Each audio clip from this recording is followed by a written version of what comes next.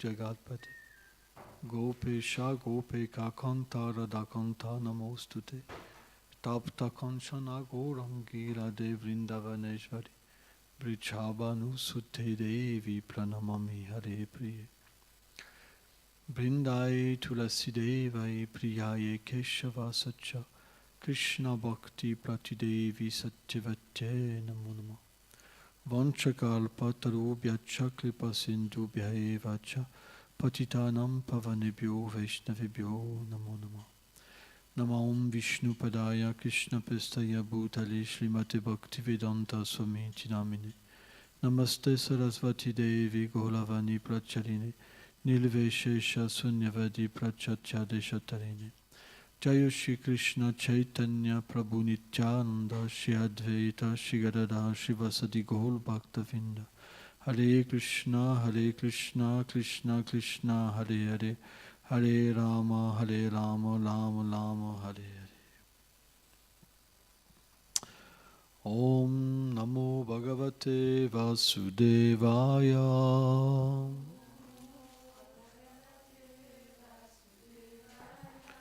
Om Namo Bhagavate Vasudevaya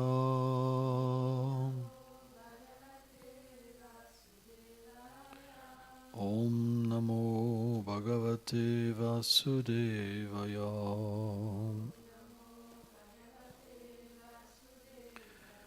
Page 78, verset 21.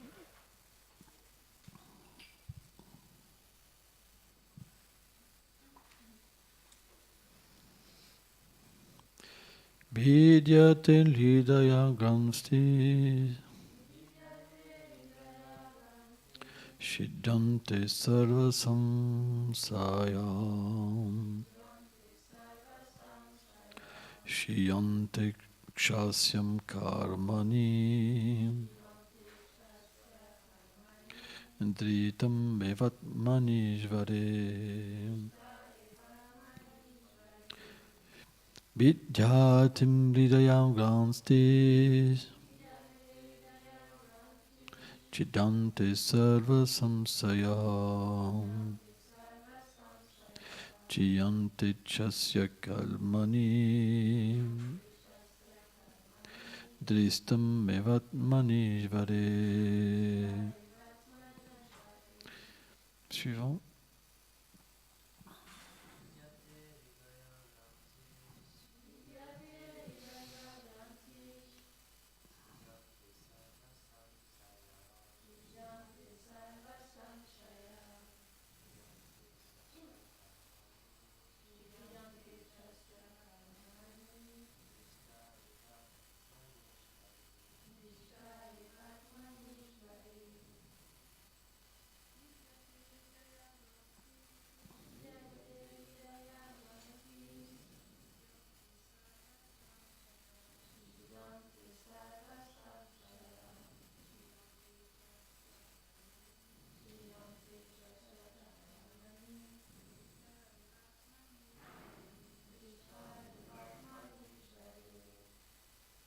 Ok. Traduction. Quand la réalisation du Seigneur Krishna est présente dans l'existence sincère d'un dévot, tous les nœuds du cœur, sous la forme des conceptions du je et du mien, nés de l'ignorance, sont découpés en morceaux. Tous ces doutes sont alors dissipés. La chaîne des actions matérielles et la réserve entière des fruits non récoltés de ces actions égoïstes sont détruites. Commentaire. Srila Vijayacharya Thakur dit que le nœud du cœur, l'ignorance, qui retient ensemble l'âme et le corps, est tranché. Et tous les doutes, tels que penser que la réalisation spirituelle est impossible, sont détruits. Voyant le Seigneur, le dévot s'engage dans son service d'amour et se libère de l'action matérielle et de ses réactions. Le Seigneur se manifeste dans le mental et étant ensuite vu directement par lui, toute relation avec la matière est à jamais détruite. Il est indiqué ici que le Seigneur se manifeste à la fois dans le mental et directement aux yeux de son dévot.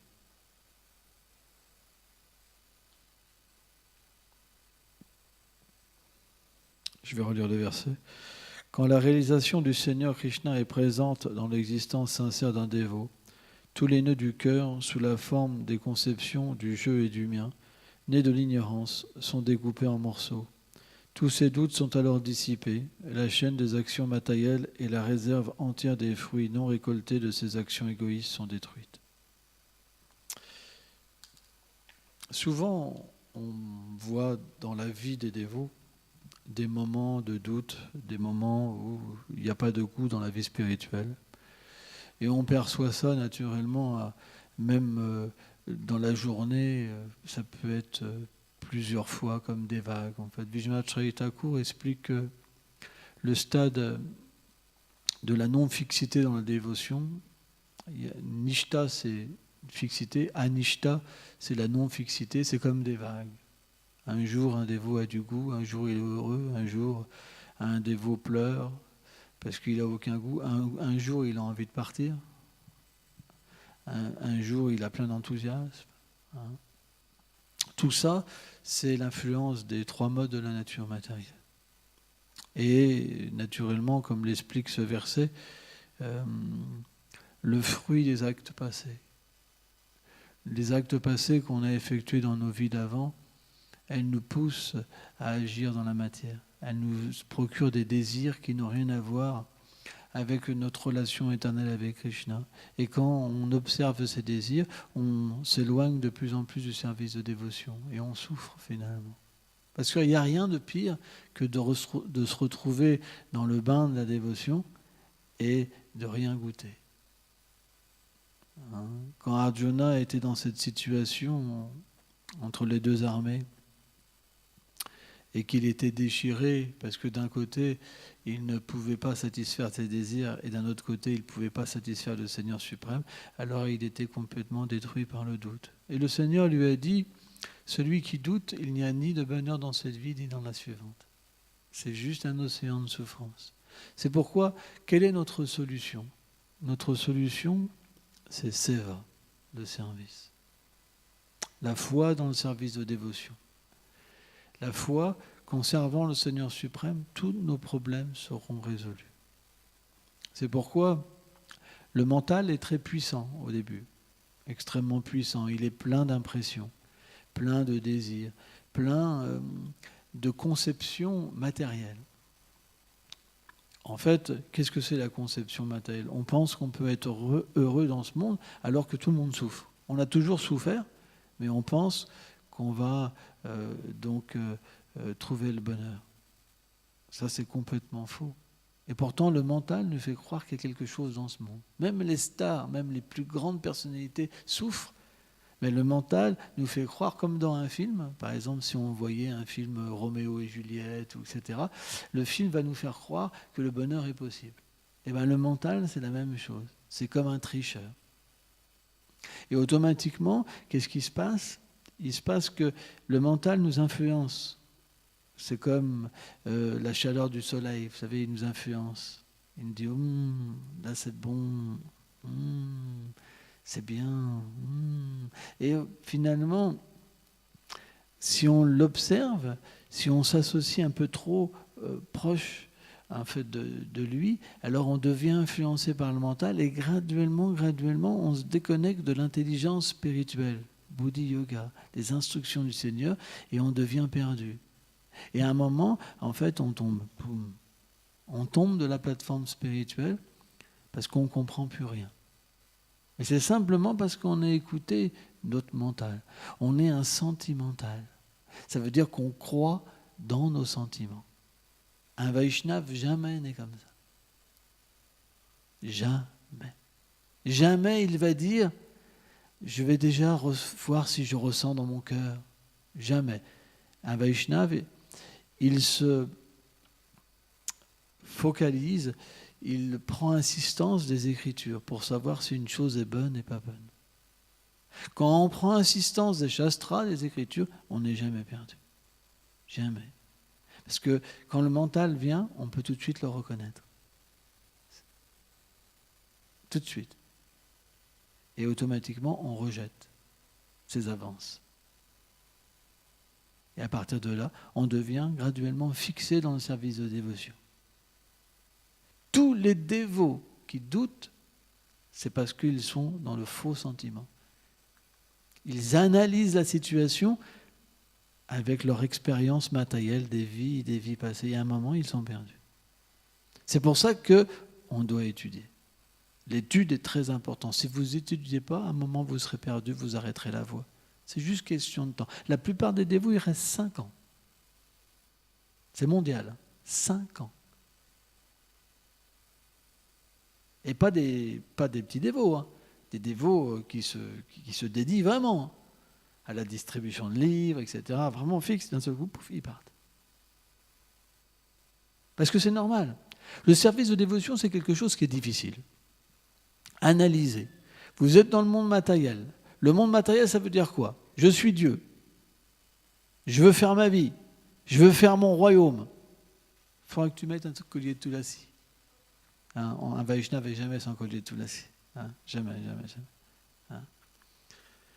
Je suis Dieu, c'est mon royaume, c'est moi qui décide pour ma vie. Je suis libre. Tout le monde est comme ça. Et parce que, dû à des activités passées, on a un tout petit peu de soukriti pour certains. On se retrouve dans une situation où on vous dit t'es pas Dieu, c'est pas ton royaume, tu peux pas faire ce que tu veux. Tout est inversé. Donc, il y a une bataille.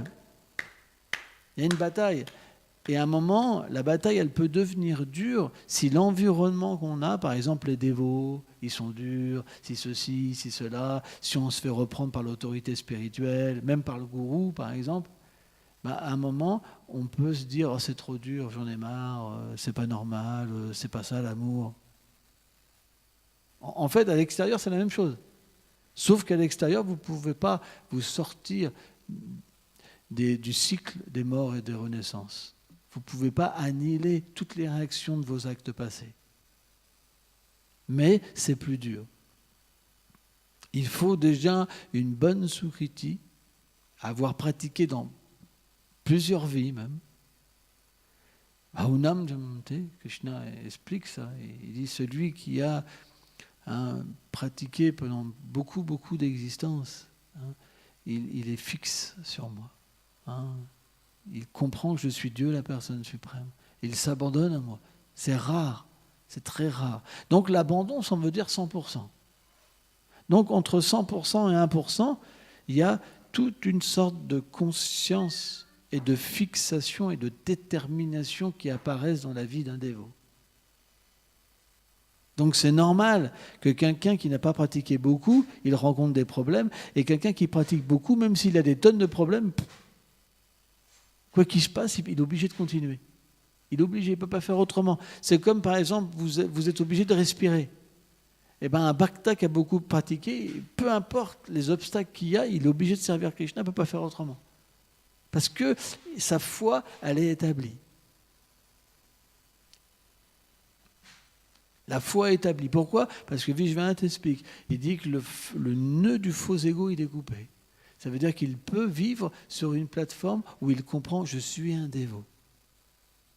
Quelqu'un qui a moins de sukriti, il n'en est pas vraiment sûr. Un jour, il se dit « bon, c'est super ». Il essaie de se convaincre. « Oh, moi, là, j'ai tout, Krishna me donne tout, mais il me manque quand même quelque chose, je ne suis pas heureux ». Parce que de la manière qu'il pratique, il ne peut pas obtenir Krishna.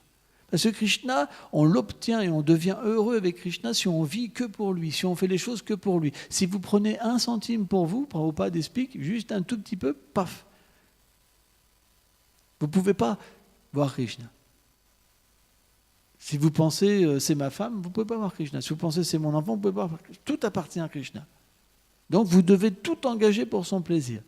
C'est pas vous n'avez pas le droit d'avoir quelque chose. Par exemple, prenons l'exemple d'une personne riche.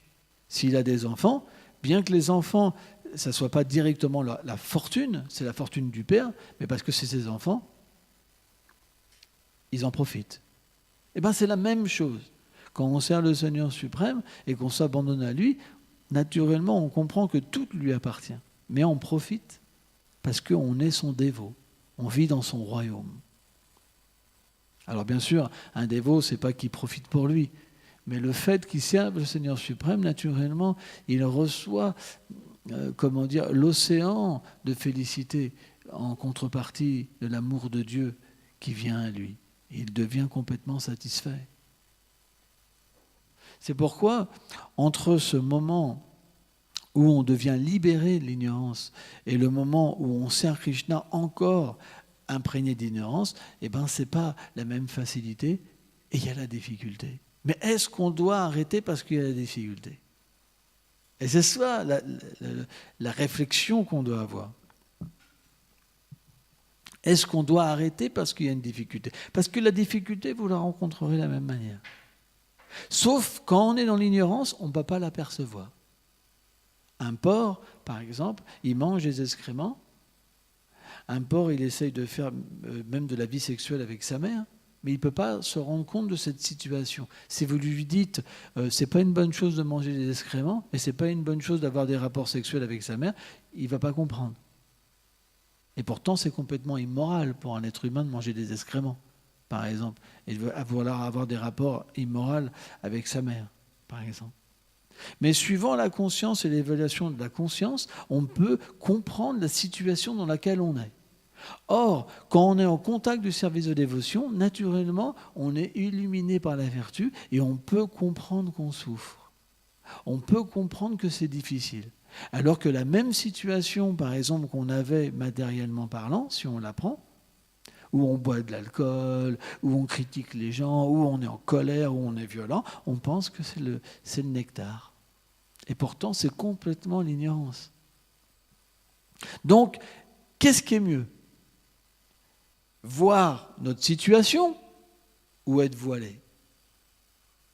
Si vous êtes voilé, vous ne pouvez pas vous en sortir. Vous pouvez simplement vous enfoncer plus. Mais si vous voyez, vous pouvez évoluer et vous abandonner. Donc, naturellement, quand on est dans le service de dévotion, on a un plein libre arbitre. Et un dévot, il peut choisir. Soit je m'abandonne, soit je reviens comme un animal, sans conscience. Où je ne peux pas comprendre mon environnement. Et c'est un choix. Moi, j'ai connu des gens, véritablement, je me rappelle, qui sont venus me voir une fois parce que rien qu'en parlant avec les dévots, ils pouvaient se rendre compte de cette vérité, et ils disaient c'était vrai, mais ils la refusaient complètement parce qu'ils n'étaient pas prêts, ils n'avaient pas envie de faire un choix, ils avaient simplement envie de vivre comme un animal, simplement par instinct. Hop, l'estomac dit manger, manger. L'organe génital dit sexe, sexe. Ami, ennemi. Instinct. Se défendre. Mais la vie d'un Vaishnava est complètement différente. Elle est complètement différente. C'est qu'il n'est pas dominé par les pulsions matérielles. Mais il est dominé par son devoir envers la filiation spirituelle et envers le Seigneur suprême. C'est par ça qu'il est dominé. C'est son but. Son but, c'est d'accomplir son service.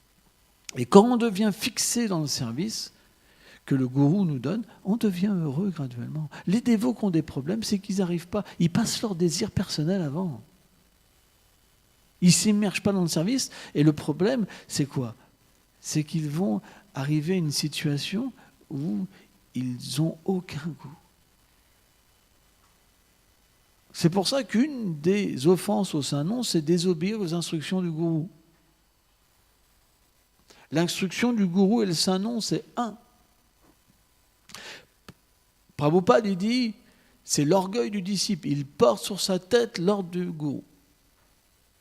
Jamais un Vaishnava va considérer l'instruction du gourou, peu importe laquelle que c'est, la plus petite ou la plus grande, comme quelque chose d'ordinaire. Jamais. Celui qui fait ça, il se déconnecte, il perd le goût. Parce que c'est une offense au Saint-Nom. C'est comme on donne des offenses envers le gourou, sous prétexte qu'on a un membre de notre famille qui n'aime pas notre gourou, ceci, cela. On perd le goût et on tombe. On doit faire très attention, en fait. C'est toute une science, ce service de dévotion. On apprend la nature de l'action.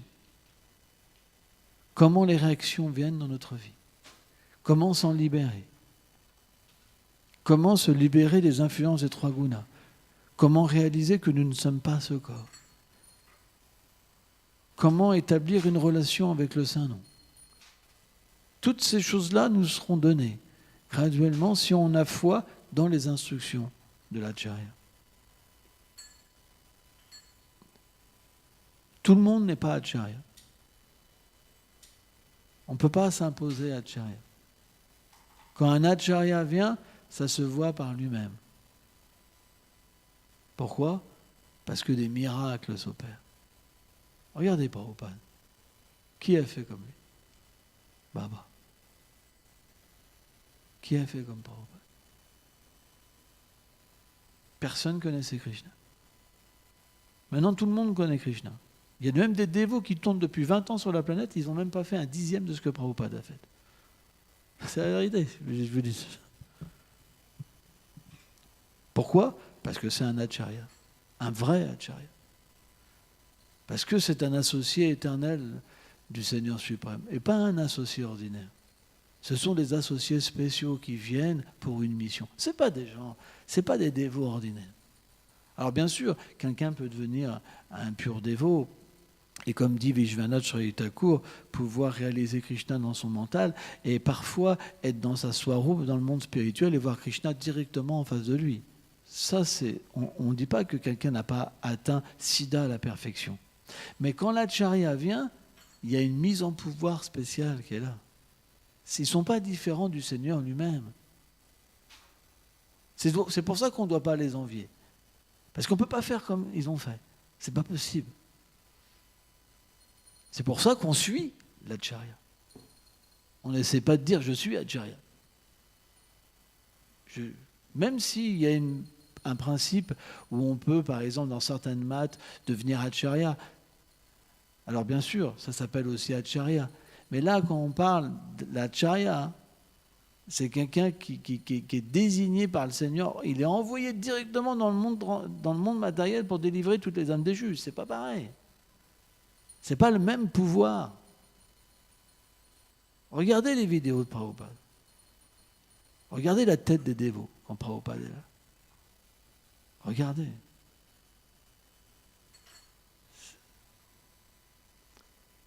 C'est des gens spéciaux. Pourquoi être envieux de ces personnes-là ? Ils sont au-dessus de nous. On prend leur miséricorde. On est sous leur guidance. On est sous leur protection. On ne rivalise pas avec eux. S'ils nous donnent un ordre, on le porte sur notre tête et on sait qu'on atteindra la perfection. Et cet ordre-là, il descend à travers la filiation spirituelle de maître à disciple aussi. C'est pas que tout le monde peut avoir une relation avec Prabhupada aussi, par exemple. C'est possible, mais ça dépend du niveau de pureté. À un certain niveau, on peut avoir une connexion directe avec Prabhupada. Mais avant, on a naturellement une connexion avec un dévot qui est l'intermédiaire de Prabhupada, à travers la filiation spirituelle. Et c'est la même chose. Prabhupada dit c'est la même chose. Quand Brahma s'est fait initier directement par le Seigneur suprême, Garbhokasha et Vishnu, il a dit à travers la filiation spirituelle, on reçoit cette même connaissance que le Seigneur lui-même. C'est la même chose, Prabhupada explique.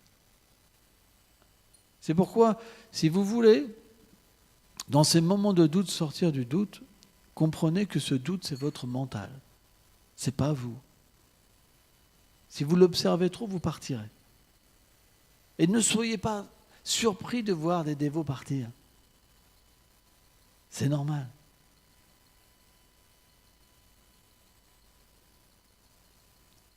Ça fait partie de l'harmonie. Il y a le libre arbitre. La liberté existe. Le Seigneur nous laisse revenir à lui ou partir dans le monde matériel. On a tous ce choix. Si notre but, si notre désir n'est pas puissant, on tombera. Donc on doit, nourrir ce désir. On doit se motiver, et cette motivation, elle doit venir dans l'association des dévots. On doit étudier les livres des Goswamis. On doit s'associer. C'est très important. Et graduellement, alors, on va prendre de la force. Mais il y a un énorme obstacle quand on prend de la force, et qu'on peut aussi s'enorgueillir au début. Satyananda Maharaj explique cette histoire du fameux corbeau. Il y avait un corbeau qui était bien nourri. Hein? Je ne me rappelle plus si c'était un roi qui nourrissait un corbeau, je ne sais plus. Donc il était vraiment plus fort que les autres. Il faisait des calipettes dans les airs. Il était très fier de sa force, etc. Et un jour, il a vu des cygnes voler. Et donc, il a été pincé par l'orgueil, parce que c'est très beau, un cygne. Et donc, il a suivi les cygnes. Et à un moment, les cygnes, ils peuvent traverser l'océan. Je ne sais plus quel genre d'oiseau, bref, c'est pas très grave. Et donc, il a suivi avec fierté, et à un moment, il a perdu de la force. Et de la force, parce que le corbeau, il ne peut pas voler autant. Et par compassion, ils sont revenus le prendre et le remettre, en fait, sur la berge. Et cette histoire, Satyananda Maharaj explique, elle nous apprend une chose, c'est qu'on ne doit jamais oublier de qui on prend notre force. Jamais. On prend notre force de l'association des dévots. Parfois, il y a des gens qui vont critiquer leur propre famille Vaishnava parce qu'ils se sentent pleins d'orgueil. Ils critiquent leurs frères. Mais ce qu'ils ne savent pas, c'est que ces propres frères qui critiquent, c'est leur force. Tout seul, qu'est-ce que vous allez faire? Tout seul. Qui pourrait se maintenir seul sauf un pur dévot? Nous dépendons des uns et des autres. Nous avons besoin de nos frères. Ce sont des envoyés du Seigneur. Ce sont des représentants de Sri Guru. Sans eux, nous sommes perdus. Donc pourquoi nous nous mettons en colère? Pourquoi nous sommes envieux de nos frères? Et le résultat, c'est qu'on devient seul. On devient rejeté de tout le monde. Parce qu'on se rejette nous-mêmes. Et c'est la chute. Qu'est-ce que peut faire quelqu'un tout seul, dans sa petite maison, à essayer de chanter le Saint-Nom et étudier les livres? C'est pitoyable. C'est pas possible. Prabhupada a dit ça. On n'est fort que dans l'association des dévots. C'est pourquoi il explique qu'on ne devrait jamais quitter l'association des dévots. Parce que si on quitte l'association des dévots, on prendra l'association des matérialistes et on critiquera les serviteurs du Seigneur et le Seigneur lui-même. Parce que les matérialistes, c'est ce qu'ils font. Ils défient le Seigneur et les dévots. Donc, on doit absolument méditer, accepter, comprendre la valeur des dévots. Et dans des moments de faiblesse, on doit prendre refuge dans les dévots. Moi-même, je sais que j'ai eu cette expérience plusieurs fois dans ma vie, où parfois les tests sont extrêmes. Et je me rappelle d'avoir pris refuge même dans les tout petits dévots, les nouveaux dévots. Parce qu'ils sont engagés dans le service du Seigneur suprême. Partout, le refuge est là. Partout, la miséricorde est là. C'est simplement notre orgueil qui nous fait penser qu'il n'y a pas de miséricorde. On devient comme un matérialiste. Le matérialiste, il est aveugle.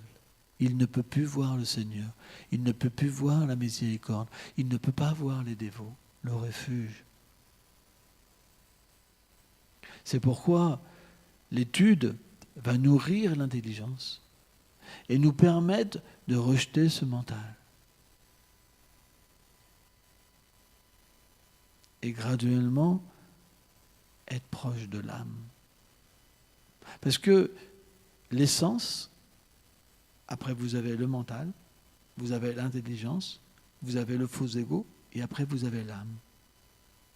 Et l'intelligence spirituelle, c'est ce qui nous permet de nourrir l'ego et penser « je suis un dévot ».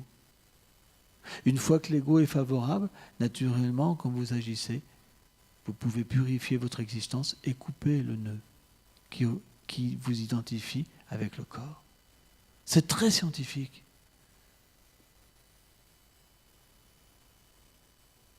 Mais ne soyez pas faibles à vous lamenter. Soyez plein de conviction, soyez plein de foi, plein de détermination avec un but fort, élevé. Bhakti Rakshaka Sridhar Goswami Maharaj disait qu'on pouvait voir la grandeur d'un homme à son désir.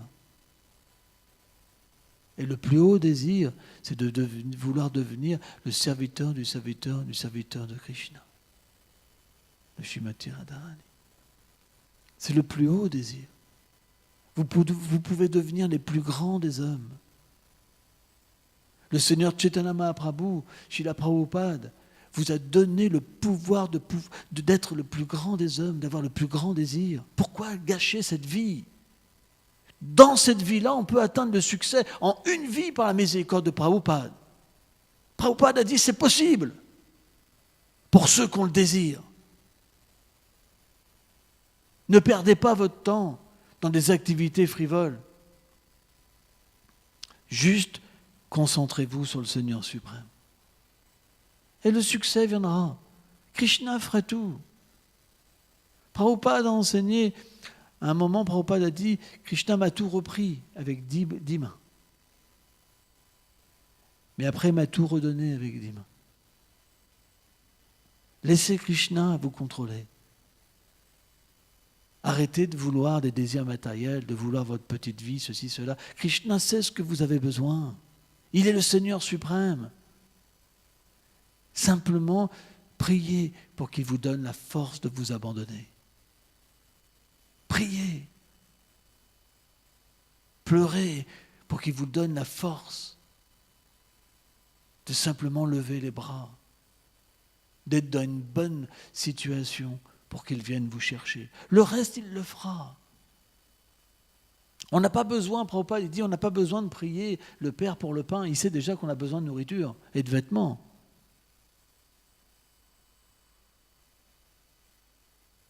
Par contre, on a besoin de lui, parce qu'on a besoin d'amour. Et personne d'autre peut nous donner l'amour. Aucune personne dans ce monde. Quand on aime quelqu'un dans ce monde, on est frustré. Tous ceux qui sont attachés à quelqu'un dans ce monde, ils sont frustrés. Ils le savent en plus. Ils le savent très bien. Ça amène que la frustration. Et c'est vrai, c'est notre expérience quand même. Par contre, si vous vous attachez à Krishna et au dévot du Seigneur, et pas à votre propriété, vous devenez heureux et détaché de ce monde. Et vous atteignez la perfection. C'est la vérité. Tous ceux qui ont fait ça, ils ont expérimenté. Tous ceux qui se disent « c'est ma propriété », ils souffrent. Ils sont tout le temps en colère, tout le temps frustrés. Ils n'ont aucun goût pour la vie spirituelle. Et le résultat, c'est la destruction pour eux et pour les autres.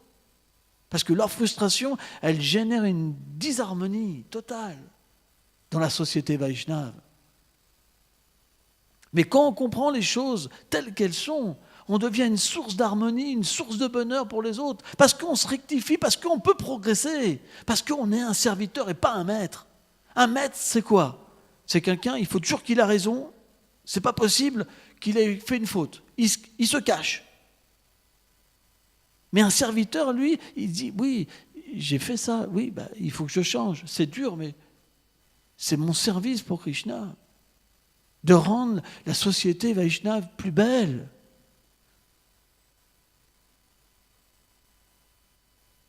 C'est pour ça qu'un Vaishnave, il accepte la critique. Et il progresse.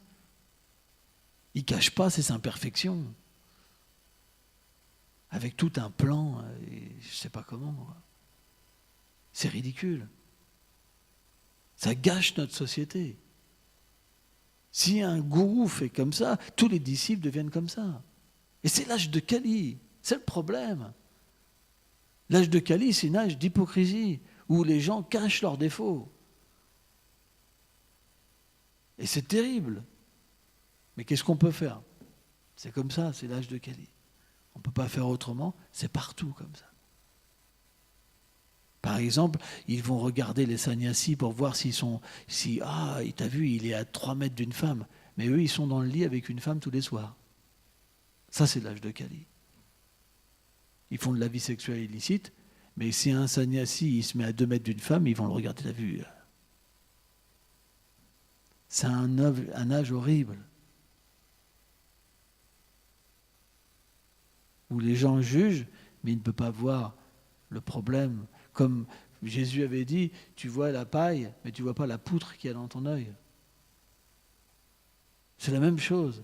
Tous les dévots, ils se critiquent, mais ils ne voient même pas leurs problèmes, en fait. On devrait plutôt être concerné par nos problèmes et pas être détruit par les attaques des autres. Srila Bhaktisiddhanta a instruit. Des attaques seront là. On se fera attaquer par tout le monde. C'est l'âge de Kali, vous vous ferez critiquer. Pourquoi être étonné qu'un frère vous critique? C'est l'âge de Kali, vous critiquez personne. Dès qu'on est entre deux personnes,